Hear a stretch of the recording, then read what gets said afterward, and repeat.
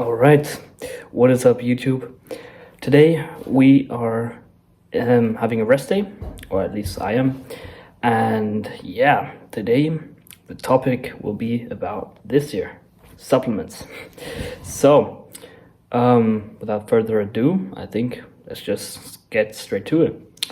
So, I am, just so that you don't wonder, I'm kind of looking like somewhere here because I have my notes because I just don't want to like forget anything. So let's just start off with the kind of like supplements that I kind of really personally would recommend everyone to take, because it's for me personally also working pretty good. So first off, it would be magnesium. I would definitely recommend it because I've noticed that even though studies or like current science, if I recall, say that like that the muscle cramps, that when you take magnesium shouldn't actually get less. But I've kind of still have noticed, even though current science is saying that you actually would still get cramps. I don't get cramps when I take magnesium. Maybe I'm wrong, I don't know, maybe I'm misinformed, whatever. But yeah, and I've also noticed that by taking magnesium, I've definitely researched, and there they said that it really does in fact help with digestion. Yeah, because I don't know how it really works, but it has definitely helped also with digestion. I've noticed huge changes as well, so that is a definite recommend from my side. So then there's of course like kind of multivitamins, which I do think is like, you can take it for sure, but the thing is just like kind of like the kind of main vitamins such as like vitamin C, vitamin A and stuff. Those you can usually, if your diet is somewhat clean, you usually get that like from kind of like apples, berries, those kind of fruits, kind of vegetables, I think, as well. And then in that sense, I don't think you really need to take multivitamins, because kind of like magnesium is always kind of these minerals, those are kind of always kind of like usually lacking in multivitamins, such as also like zinc is usually also lacking, as well as vitamin D3, which I'll get to right now. Vitamin D3 is something I can definitely recommend as well, paired with vitamin K2, that it gets absorbed quicker, or not quicker, but better, because vitamin D3, I think, definitely helps just general with mood, as well as, if I'm not too mistaken, also with boosting your testosterone. So, and I think don't call me for the numbers, but I think somewhat in like the 3/4 of like the whole population, at least in America, have a vitamin D3 deficiency. So in that, at that point, I would just say, just take it. And if people say like, yeah, but in the summer, I can get my daily vitamin D3 in, not too sure about it. I don't think you would get all your vitamin D3 in, even though you're like an hour a day in the sun, because just by being in the sun, you won't get all your vitamin D3 in. If you just show your face to the sun, you won't absorb you would have to basically maybe kind of like always be, without your clothes in the sun for like, I don't know how many hours a day to kind of get all your vitamin D3 in. So I would just recommend taking vitamin D3 paired with K2. Yeah, that's kind of like those two kind of supplements for me, like magnesium and D3, is kind of, from my side at least, a definite must-have. So now we'll get to kind of creatine. I mean, sure, okay, most of the fitness influencers say you should take it, and I'm not saying you shouldn't. The thing is, just for me personally, I have not noticed the kind of changes, I've not noticed that I've like became so much stronger, and I'm not saying that that's why you shouldn't take it. I, from my side, will say, try it, take it, see what happens, and yeah, that's kind of all I have to say to creatine. Definitely monohydrate, because I don't know about the other ones, but I think currently monohydrate is the way to go. So yes. Protein powder, I guess you guys should know kind of a bit about it. Yeah, I mean, it's not like something I would not recommend to take, and not something I would 100% say take. I don't know, like 100 scoops of it every day. Of course, I definitely would say go for the more, I would say, natural based products, in that sense of taking like fish or eating fish, beef, chicken, those kind of protein sources. I'm not saying they're necessarily better, because from the bioavailability, I think they're pretty similar, but it's kind of just like at least for example for beef, the kind of micronutrients and stuff are pretty good, and that's kind of like comes with it. And so, and to be honest, I think it's also kind of like sometimes sweeteners. Not everyone tolerates sweeteners, which can kind of sometimes lead to kind of like build of gas and bloating. But I guess it's also a thing you just have to see for yourself. Yeah. So pre-workout is something which is pretty interesting. I would not say that you shouldn't take it. It's another thing. It's something you should, again, just try for yourself. I've tried it.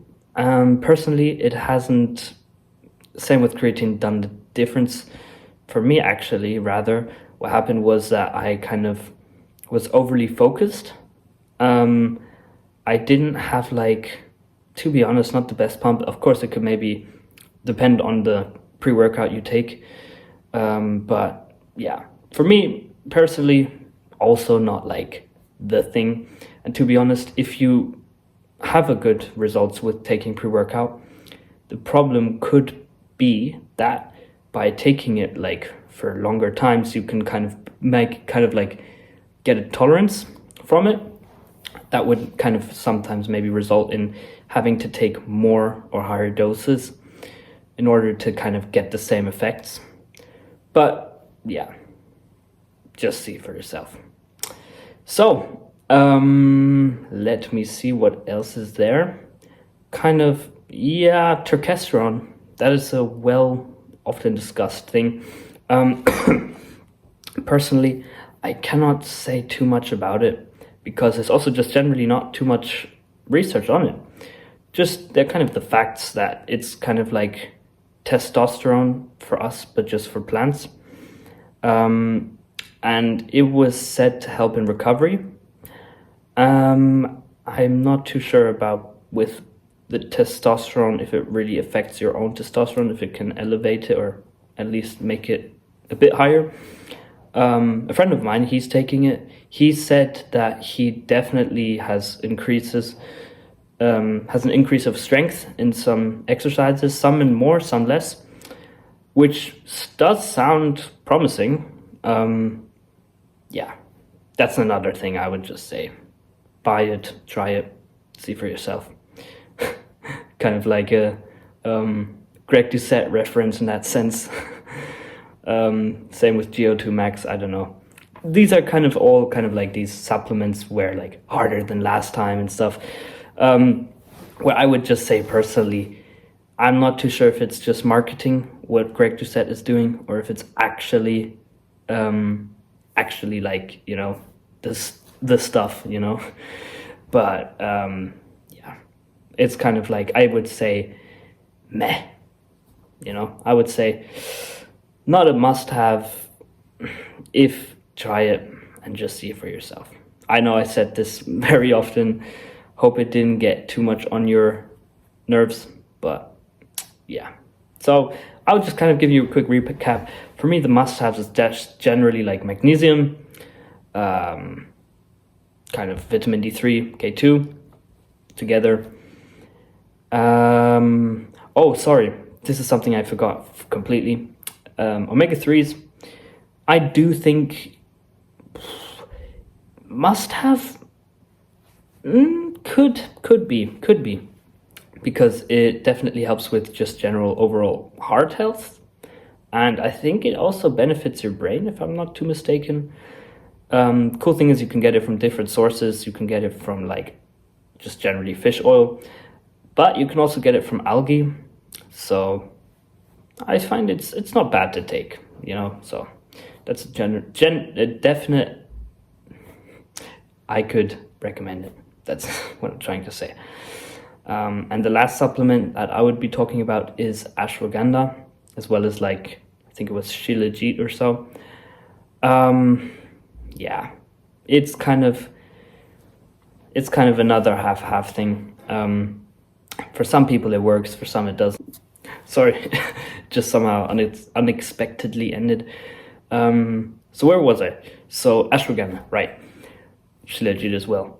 So yeah, 50-50 thing. So there is not too much research about it other than that it would, or that it can reduce your cortisol levels, so your stress levels. In that sense, potentially helping in, because your stress is lower, cortisol level goes down. In that sense, it could help with your testosterone to go up. So potential indirect testosterone booster. The thing is though, I didn't research completely in like in the specific numbers of like, for example, of how much, like to how much percent it reduces it.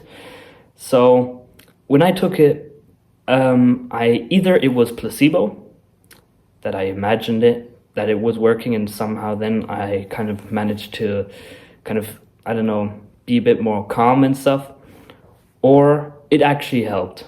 But that's something, again, you should decide for, to try or not.